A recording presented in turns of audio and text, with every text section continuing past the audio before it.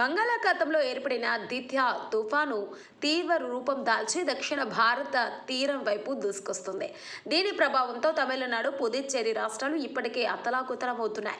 తీరం దాటక ముందే తుఫాను తన ప్రతాపాన్ని చూపిస్తుండటంతో అధికారులు అప్రమత్తమై ముందు జాగ్రత్త చర్యలు చేపట్టారు. చెన్నై సహా పలు ప్రభావిత జిల్లాలలో పాఠశాలలు, కళాశాలలకు సెలవులు ప్రకటించగా అనేక విమాన సర్వీసులను రద్దు చేశారు. భారత వాతావరణ శాఖ వెల్లడించిన తాజా సమాచారం ప్రకారం దిత్యా తుఫాను వాయువ్య దిశగా గంటకు 7 కిలోమీటర్ల వేగంతో కదులుతూ ఉత్తర తమిళనాడు, పుదుచ్చేరి తీరానికి సమీపంలో కేంద్రీకృతమై ఉంది. ఇది రేపు ఉదయానికి తీరం దాటే అవకాశం ఉందని అంచనా వేస్తున్నారు. దీని కారణంగా తమిళనాడులోని కడలూరు, విల్లంపురం, చెంగల్పట్టు జిల్లాలతో పాటు పుదుచ్చేరి రెడ్ అలర్ట్ జారీ చేశారు. సముద్రం అల్లకల్లోలంగా మారడంతో మత్స్యకారులు వేటకు వెళ్లరాదని తీవ్ర హెచ్చరికలు జారీ చేశారు. ఆంధ్రప్రదేశ్ పై తీవ్ర ప్రభావం ఈ తుఫాను ప్రభావం ఆంధ్రప్రదేశ్ పైన తీవ్రంగా ఉండనుంది.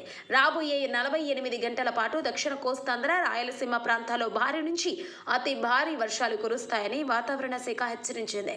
ముఖ్యంగా రేపు నెల్లూరు, ప్రకాశం, తిరుపతి, చిత్తూరు జిల్లాలలో అక్కడక్కడ కుండపోత వర్షాలు పడే ప్రమాదం ఉందని తెలిపింది.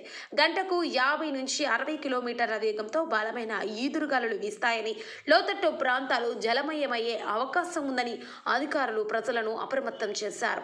తుఫాను హెచ్చరికల నేపథ్యంలో ఏపీ ప్రభుత్వం సహాయక చర్యలకు సిద్ధమైంది.